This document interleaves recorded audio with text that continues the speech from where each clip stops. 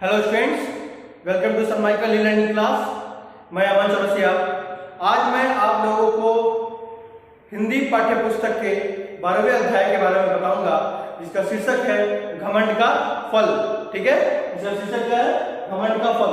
ठीक है, तो इस अध्याय में हम लोग इस अध्याय की भूमिका को देखेंगे, इसके शब्दार्थ को देखेंगे, इसके जीवन निहित मूल्य को देखेंगे। ठीक है, तो सबसे पहले हम देखते हैं कि इस पाठ की भूमिका क्या है, इस पाठ में किस बात को किया गया है। ठीक है, तो सबसे पहला चीज ये है, घमंड करना भी अच्छा नहीं होता है। घमंड करना क्या होता है? कभी अच्छा नहीं होता है, क्योंकि घमंड करने से क्या होता है? बहुत ही नुकसान होता है। जो लोग अपनी जिंदगी को सादगी पूर्वक जीते हैं वही बड़े होते हैं। जो लोग अपनी जिंदगी को क्या करते हैं? सादगी पूर्वक जीते हैं, वो क्या होते हैं? बहुत ही बड़े होते हैं। क्योंकि छोटे लोग घमंड के कारण क्या होते हैं?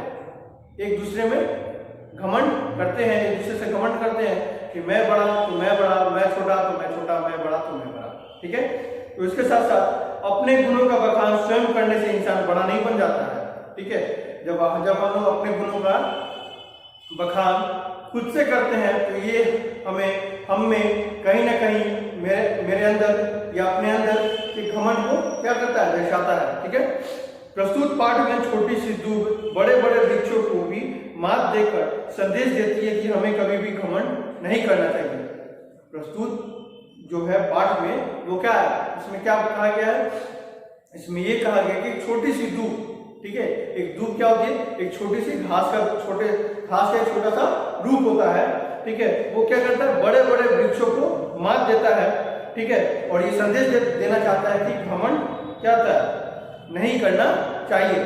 ठीक है, तो आइए हम लोग इसकी शुरुआत करते हैं और इस अध्याय की शुरुआत करते हैं। ठीक है, और इस अध्याय के साथ साथ मैं यहाँ दिए गए जितने भी श्यामपट्ट पे आपके शब्दार्थ है उन्हें भी मैं बताता जाऊंगा, उनका भी व्याख्या करते जाऊंगा, ताकि आपको दिक्कत ना महसूस हो। ठीक है, और आपको ये जितने भी जो कठोर शब्द है उन्हें समझने में आसानी हो पाए, परेशानी ना हो। ठीक है, तो इसके साथ साथ हम लोग क्या करते हैं? इस अध्याय की शुरुआत करते हैं। ठीक है, चलिए।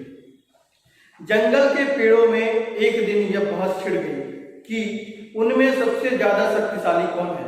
सभी पेड़ अपने आप को दूसरे से ज्यादा शक्तिशाली बतलाने लगे। क्या होता है जंगल में? क्या हुआ जंगल में? ये हुआ कि एक दिन सभी पेड़ों में क्या हुआ? एक बहस छिड़ गई। ठीक है, जब उदाहरण के लिए मैं ये बताता हूँ कि जब क्लास में सब सारे बच्चे होते हैं तो फर्स्ट कौन आएगा, सेकंड कौन आएगा, इसके लिए भी कभी कभी क्या होता है क्लास में बहस छिड़ जाती है। या फिर बहुत सारे बहस ऐसे होते हैं, जैसे अगर क्रिकेट की बात की जाए तो बहुत सारे बच्चे क्या करते हैं? नहीं यार धोनी मारेगा, नहीं यार सहवाग मारेगा, नहीं यार क्या होगा कोहली मारेगा।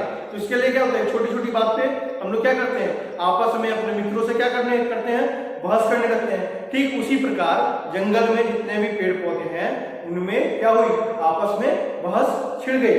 ठीक है, और ये किस चीज के लिए छिड़ी?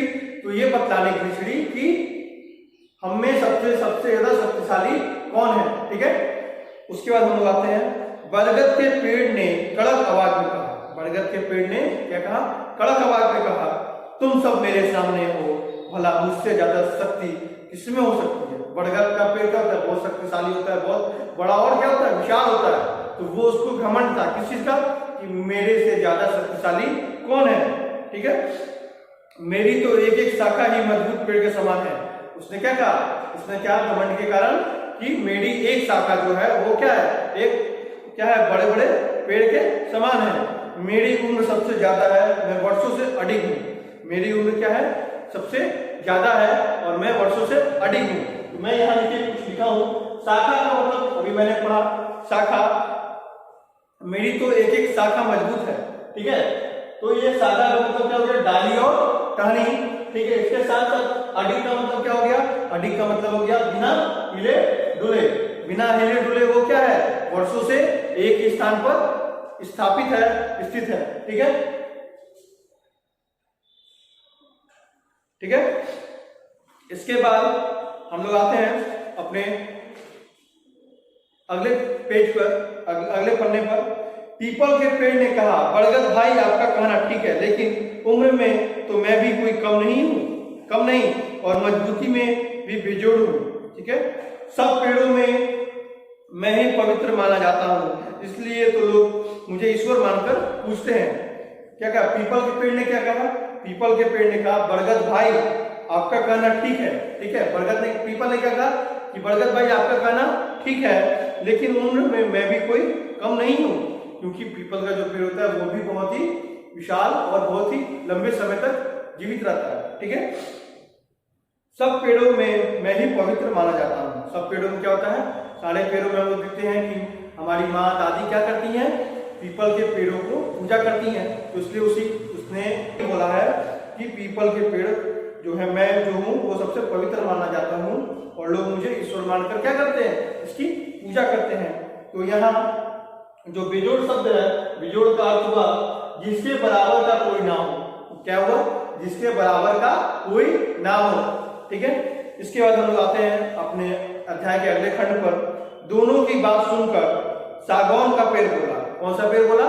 सागौन का पेड़ बोला, अपने मुंह मियां मिट्ठू भला मैं क्यों बनूं? ये क्या है? मुहावरा है, अपने मुंह मियां मिट्ठू। ठीक है, ये क्या है? एक मुहावरा है। इसका मतलब क्या? अपनी तारीफ खुद से करना। ठीक है, मेरी मजबूती तो जग जाहिर है। मेरी मजबूती तो जग जाहिर है। तो जग जाहिर का मतलब क्या हुआ यहाँ पे? जग जाहिर का मतलब जिस बात के बारे में सबको पता हो। क्या हुआ? मतलब जिस बात के बारे में सबको पता हो। ठीक है,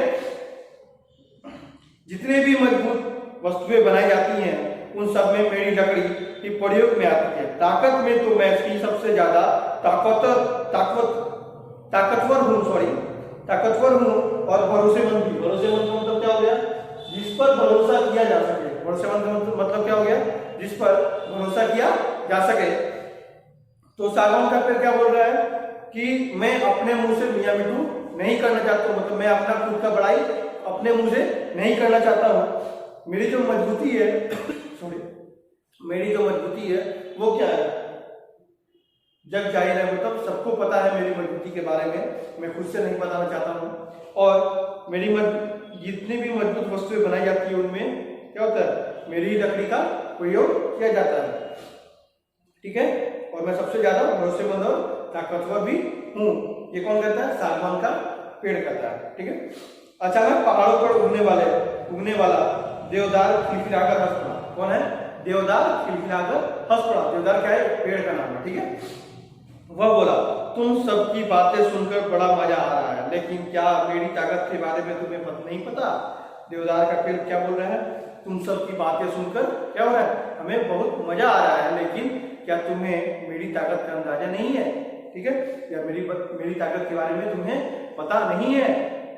मैं तो पहाड़ों पर ही उगता हूँ, सोचो मैं कितनी ऊंचाई पर रहता हूँ। मेरे जितनी ठंड तुम सहन भी नहीं कर पाओगे, भला मुझसे बड़ा कौन हो सकता है? तो क्या बोल रहा है? मैं तो पहाड़ पर ही उगता हूँ और मेरे जैसा ठंड तुम क्या करोगे? सहन भी नहीं कर पाओगे। तो सोचो मुझसे बड़ा कौन है? ठीक है, अब क्या है? ताकतवर होने के यह झगड़ा केवल इन पेड़ों के बीच ही नहीं था। आम, नीम, महुआ और बबूल के पेड़ भी अपने आप को एक दूसरे से श्रेष्ठ अर्थात बड़ा होने का राग अलापने लगे। क्या हो गया? अलापने का राग अलापने का मतलब केवल अपनी बात कहना। क्या हो गया? केवल अपनी बात कहना। ठीक है, तो ये देखिए जो बड़ा बनने का जो बहस था वो बड़े बड़े पेड़ों के अलावा छोटे पेड़ जो भी हैं, ठीक है, उन सब में भी ये बहस छिड़ गई। वो पेड़ कौन कौन से हैं? आम है, नीम है, महुआ है, बबूल के पेड़ है। ठीक है, और ये क्या हो गया? अपनी राह अलापने लगे। मतलब क्या हो गया? केवल अपनी ही बात कहते थे और दूसरों की नहीं सुनते थे। अधिकांशता हम देखते हैं जब हमारी बात किसी और से होती है तो क्या करते हैं? हम अपना ही बात केवल कहना चाहते हैं, उसका बात नहीं सुनना चाहते हैं। ठीक इसी प्रकार क्या है इस कहानी में ऐसा हमें देखने को मिला है। ठीक है, अब आते हैं हम अपने अगले पन्ने पर। कोई दूसरा शक्तिशाली कैसे हो सकता है?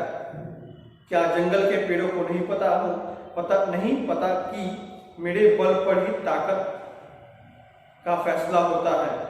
जानते हो मैं जिसके पास होता हूँ वो अपने आप ही ताकतवर कहलाने लगता है। तभी लोग कहते हैं जिसकी लाठी उसकी भैंस। ठीक है, क्या होता है, कोई दूसरा शक्तिशाली कैसे हो सकता है। ठीक है, बांस बोलता है, क्या बोलता है, बांस बोलता है कि कोई दूसरा शक्तिशाली कैसे हो सकता है। क्या जंगल के पेड़ को यह नहीं पता कि मेरे बल पर ही ताकत का फैसला होता है। जानते हो, मैं जिसके पास रहता हूँ वह अपने आप ही ताकतवर कहलाने लगता है, तभी तो लोग कहते हैं जिसकी लाठी उसकी भैंस। ये भी एक क्या है, मुहावरा है। ठीक है, तो ये क्या करता है, बांस बोलता है किससे, सभी पेड़ पौधों से। जमीन पर उगी दूब बहुत देर से इन सब पेड़ों की लड़ाई सुन और देख रही थी। दूब का मन बड़ा ही कोमल था। दूब का मतलब क्या होता है, दूब का मतलब होता है घास, छोटी सी घास। ठीक है, और कोमल का मतलब क्या होता है, मुलायम। कोमल का क्या मतलब होता है, मुलायम। ठीक है, तो वह बोली, तुम सब इतने बड़े होकर भी आपस में लड़ते झगड़ते क्यों। क्या बोली दूब, दूब बोली कि तुम लोग इतने बड़े होकर आपस में लड़ते झगड़ते क्यों हो। ताकत का घमंड कभी अच्छा नहीं होता है। उसने क्या राय दिया अपना, उसने राय दिया कि ताकत का घमंड जो होता है वो कभी भी अच्छा नहीं होता है। जो ताकत का घमंड करता है वह ही सबसे अधिक कमजोर होता है। जो क्या होता है, ताकत का घमंड करता है वो क्या होता है, सबसे अधिक कमजोर होता है। किसके अनुसार, दूब के अनुसार। ठीक है, जंगल के बड़े बड़े पेड़ दूब की बात सुनकर हंसने लगे और उन्होंने उसे डांट कर चुप करा दिया। जंगल के बड़े बड़े पेड़ क्या हो गए, दूब क्या बात सुनकर हंसने लगे और उन्होंने क्या किया, उसे डांट कर चुप करा दिया। क्यों, देखिए जैसे कभी कभी क्या होता है कि अगर घर में बड़े लोग बात करते हैं, ठीक है, तो अगर कोई छोटा अच्छा भी दिमाग देता है, अच्छा भी राय अपना रखता है, लेकिन उसकी राय को हम क्या करते हैं, अरे तुम छोटे हो चुपचाप रहो। तो ठीक वैसे ही जंगल के इस क्या हुआ, परिवार में ऐसा ही हुआ। जब दूब ने अपनी बात रखी, अपनी राय को रखा, तो क्या हुआ, वहां के बड़े बड़े पेड़ जो हैं, ठीक है, उन्हें हंसी आने लगी और उसे डांटकर चुप करा दिया गया। ठीक है, दूब अपना मन महसूस कर चुप हो गई। वह सोचने लगी, अधिक ताकतवर तो अपनी धरती माता है, जिन्होंने हम सभी का भार अपने कंधों पर एक साथ उठा लिया है। ठीक है, उठा रखा है। लेकिन धरती माता ने तो कभी अपनी ताकत का घमंड नहीं किया। कौन बोलता है, दूब बोलती है। ठीक है, दूब क्या बोलती है, अपने आप से वो सोच रही है, मंथन कर रही है कि अधिक ताकतवर तो कौन है, अपनी धरती माता है, जिन्होंने हम सभी का भार अपने कंधों पर एक साथ उठा रखा है। ठीक है, लेकिन धरती माता ने तो कभी अपनी ताकत का घमंड नहीं किया है। वो अपने आप में मंथन कर रही है, वो अपने आप से। ठीक है, जब जंगल के पेड़ों में ताकत को लेकर होड़ होने लगी, अपना कर्तव्य भूल गया। जंगल के पेड़ों में ताकत की होड़ मतलब क्या हो गया, मुकाबला। क्या हो गया, मुकाबला होने लगा, तो क्या हो गया, वो अपना कर्तव्य भूल गए और सबने फलना फूलना छोड़ दिया। क्या हुआ, सबने क्या किया, फलना फूलना छोड़ दिया। जो उनका कर्तव्य था वो अपने कर्तव्य से कर्तव्यहीन हो गए। ठीक है, अब उनमें एक दूसरे के प्रति नफरत और अहंकार फलने फूलने लगा था। क्या, फल फूलना चाहिए तो क्या हो गया, अहंकार फल फूलने लगा, नफरत फलने फूलने लगा। ठीक है, लेकिन दूब हर रोज धरती पर फैलने और बढ़ने की कोशिश करती थी ताकि जंगल के नन्हे जानवर मुलायम दूब पर चौकड़िया बढ़ सके। चौकड़िया का मतलब क्या है, चौकड़ी बढ़ना मतलब कूदना और फांदना। छोटे छोटे जो जानवर होते हैं वो क्या करते हैं, घास पर ही सोते हैं, रगड़ते हैं अपने शरीर को। ठीक है, तो वो दूब अपना कर्तव्य पूरी ही ईमानदारी से निभा रही थी। ठीक है, एक दिन जंगल में तूफान आया। तूफान इतना तेज था कि उसने अपने सामने रखी हर वस्तु को रौंद दिया।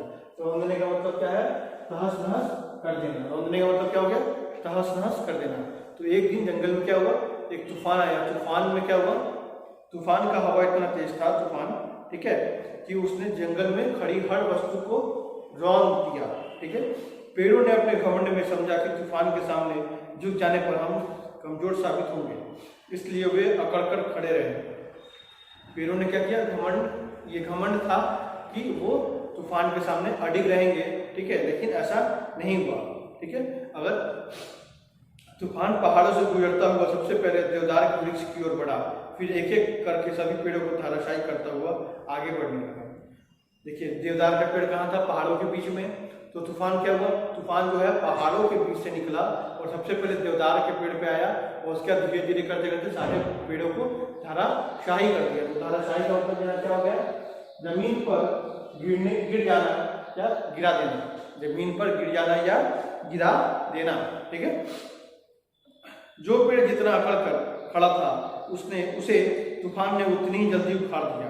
जंगल का कोई भी पेड़ तूफान की शक्ति का सामना नहीं कर सका। जंगल का कोई भी पेड़ क्या हुआ, तूफान की शक्ति का सामना नहीं कर सका, क्योंकि तूफान जो क्या था, बहुत ही तेज था। हाँ, एक दूब ही थी जिसका तूफान कुछ नहीं बिगाड़ पाया। उसने शक्तिशाली तूफान को आता देख अपने आप को झुकाकर जमीन से चिपका लिया था। दूब तो वैसे भी विनम्र थी, घमंड तो उसमें था ही नहीं। दूब एक इकलौता क्या बची थी, दूब बची थी, क्योंकि वो क्या की थी, अपने आप को जमीन के अंदर, जमीन के पास क्या की थी, अपने आप को मोड़ ली थी, झुक गई थी, जिसके कारण वो बच गई। और वैसे भी सबसे ज्यादा विनम्र कौन था, दूब थी, उसे घमंड नहीं था। ठीक है, उसने झुककर तूफान को अपने ऊपर से गुजरने दिया। इस विनम्रता का लाभ यह हुआ कि तूफान उसे बिना हानि पहुंचाए ही आगे बढ़ गया। इस विनम्रता के कारण क्या हुआ, तूफान जो है उसे बिना हानि पहुंचाए क्या हुआ, आगे बढ़ गया।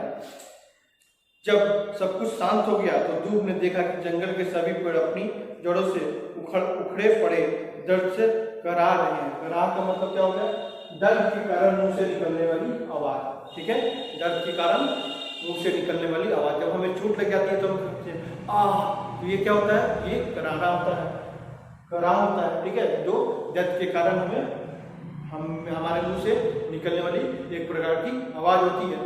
ठीक है, जिससे पता चलता है कि हमें दर्द हो रहा है। ठीक है, वो अकेली थी जो उन पेड़ों के बीच अपना सिर उठाकर हवा के झोंकों के संग खेल रही थी। वो क्या थी, पूरी जंगल में अकेली थी जो अपना सर उठाकर हवा के झोंकों के साथ खेल रही थी। तो इस अध्याय में हम लोग क्या देखे हैं बच्चों, इस अध्याय में हम लोग देखे हैं कि हमें घमंड नहीं करना चाहिए और हमें विनम्रतापूर्वक अपने कार्य को करना चाहिए, लोगों से बात करना चाहिए। ठीक है, घमंड नहीं करना चाहिए। तो आइए अब हम इसके कुछ जीवत निहित मूल्य को देखते हैं। तो पहला जीवत निहित मूल्य क्या है, पहला है अहंकार,